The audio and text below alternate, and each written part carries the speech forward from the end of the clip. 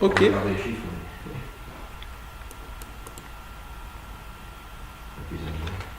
Parfait, donc aligné. Ok.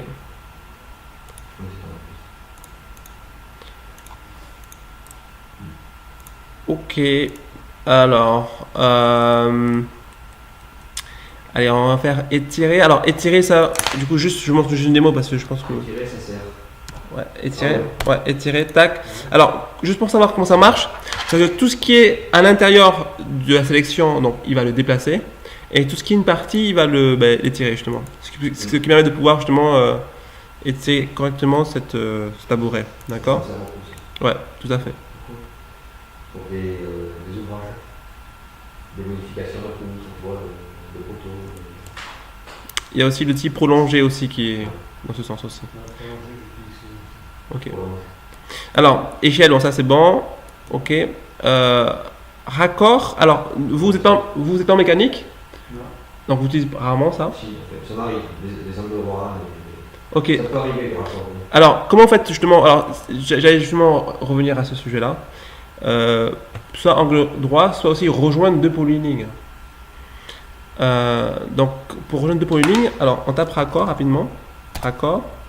Et là, on prend le premier point. Tac. Et là, ici, on lit, il dit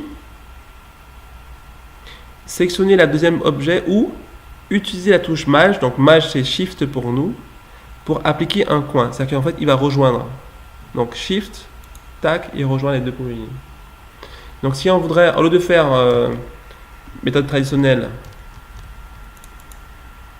de pouvoir faire, je sais pas moi, on fait ça, du coup, on prolonge ça et ça, par rapport à ça et ça, et puis après, on fait ajuster, vous voyez ? Donc, vous voyez, donc il y a. Voilà. Donc, du coup, il y a raccord, tac, tac, donc c'est deux méthodes différentes. Ok ? Donc, ça, vous pouvez faire ça. Donc, il faut taper sur Shift. On fait ça. Bon, chanfrein, c'est pareil, hein, c'est la même chose. Après, on aura vu. Après, l'air, bon, ça c'est polyfermé, ça vous savez. Voilà, après on aura. Il n'y a pas d'icône pour aligner ou raccord ? Alors, si. Dans modification, regardez, ça c'est ici là. Non, oui. Raccord. Avant, on a les modifications. T'es sous quoi alors ? T'es sous. Ruban. Sous lequel tu es ? Ruban.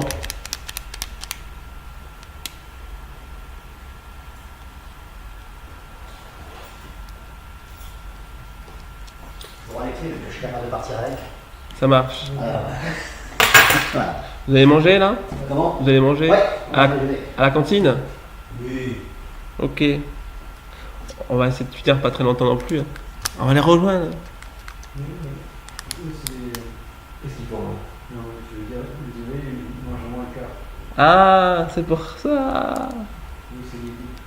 Ah.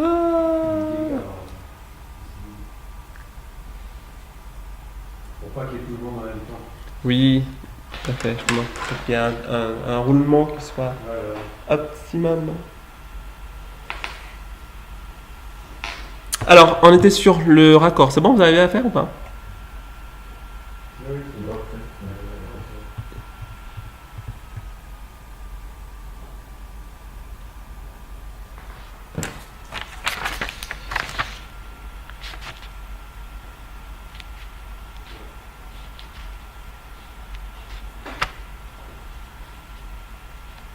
C'est formation, monsieur? Oui. Qu'est-ce qu'il prend comme... Il a le gage. Ah, d'accord. Et vous, ça vous arrive. Ça vous arrive pas de faire des travaux, du travaux Technique. techniques, ouais. Vous êtes que en bureau d'études, que en poste, ouais. Non, mais on est spécialisé dans le métier, tout ça. Ouais, c'est pas pluridisciplinaire, Ah, non? non, non, très spécialisé. Ok.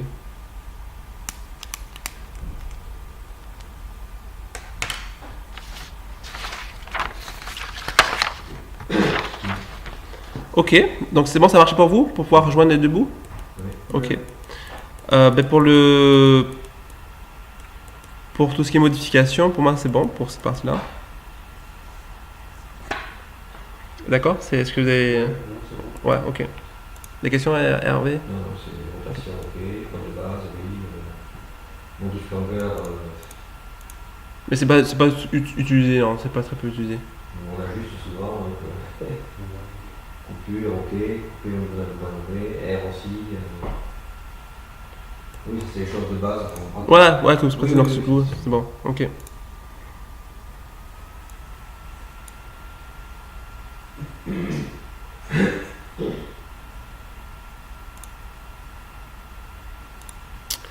Donc là, il nous reste, du coup, si on regarde, le module 3 sur les calques et impressions. Surtout les impressions, donc on va achever avec vous. Et après, on attaquera cet après-midi tout ce qui est référence externe avec le SKU aussi, le SCU. Ouais. SCU, Souvent le... ouais, les références externes. Donc c'est très bien, je vous montrerai d'autres astuces de pouvoir enregistrer. Donc ça dépend si vous avez besoin d'enregistrer des SKU ou savoir vos méthodes d'enregistrement. Et puis aussi par rapport aux fenêtres de présentation, tout ça. Donc on va commencer à faire ça et puis aussi commencer à avoir vos gabarits. Alors, comme il me reste juste 10 minutes, on va juste revoir la base des impressions. Alors, vous pouvez ouvrir le fichier 4, impression.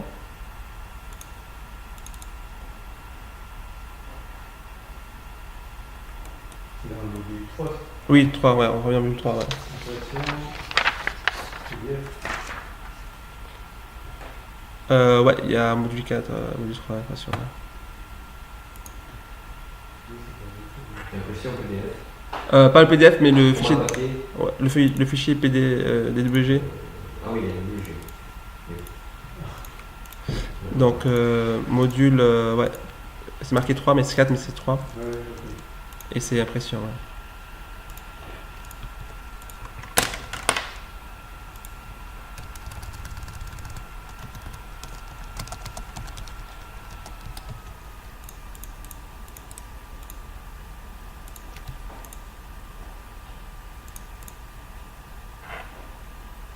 Ok.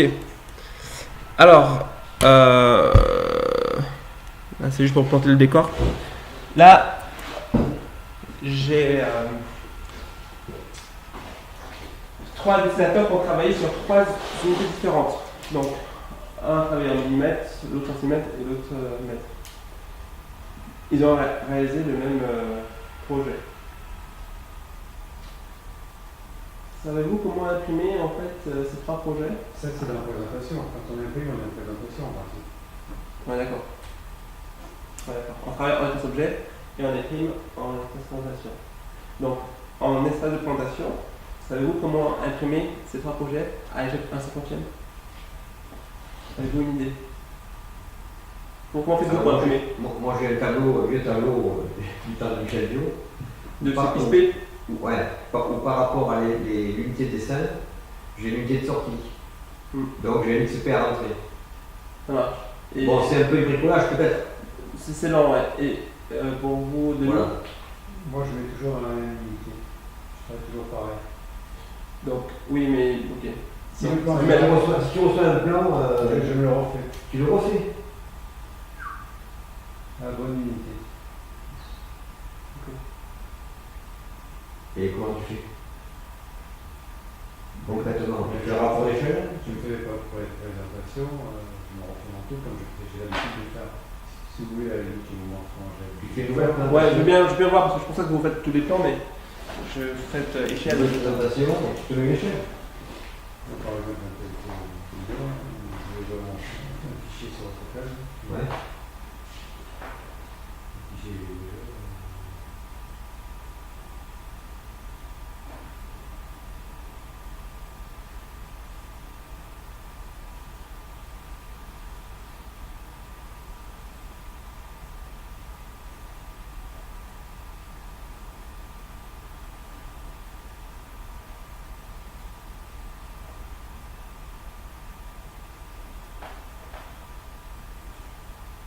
Voici mon échelle.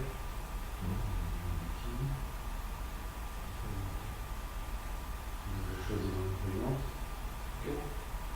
Propriété, donc je suis sur le 4.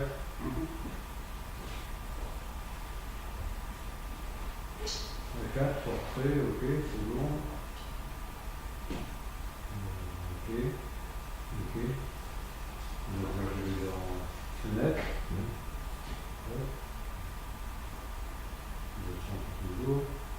Ok, ok. Là, en toujours ligne et 1 personnalisé. D'accord. Et ça te l'amène, non? À mon échelle, oui, que je travaille. Alors, c'est très bien. Alors, c'est bon, c'est exactement ça, mais est-ce que vous savez pourquoi vous mettez 1000 pour 1? C'est une histoire d'échelle. Alors, c'est là que. Ok. C'est là qu'il faudrait aller voir l'unité au départ de mon dessin. Ouais, alors, en fait, il faut différencier échelle et unité. Et AutoCAD ne nous aide pas parce qu'en plus, il marque échelle. Mais en fait, on définit l'unité. Les 1000 pour 1, c'est l'unité qu'on définit, pas l'échelle. Centimètre, mètre, millimètre, c'est pas une échelle, c'est une unité. L'échelle, c'est si on met un échelle, un centimètre. Oui. Ah, c'est pas moi qui l'ai fait. Tu vois pas la trouve. Ok. Alors, en réalité, ce que vous avez fait, Denis, Ouais. c'est ce qui est bien que vous avez fait. Ce que vous avez fait, ça correspond à paramétrer l'unité de travail de l'espace objet. C'est que vous avez ici indiqué que vous travaillez en mètres. Et comment on le sait? C'est qu'il nous pose une question ici. En fait, échelle du tracé, c'est faux. C'est plutôt l'unité du tracé. Ouais. Parce que pour moi, l'échelle... C'est millimètres. Non, l'échelle pour moi, c'est ce qu'on... Ah oui, l'échelle, oui. Voilà, d'accord. ça, c'est ça. Le résultat final du dessin. Voilà, c'est ça. Alors, peut-être effectivement que l'échelle peut être bon par rapport à ce que vous faites, du coup, avec les SP.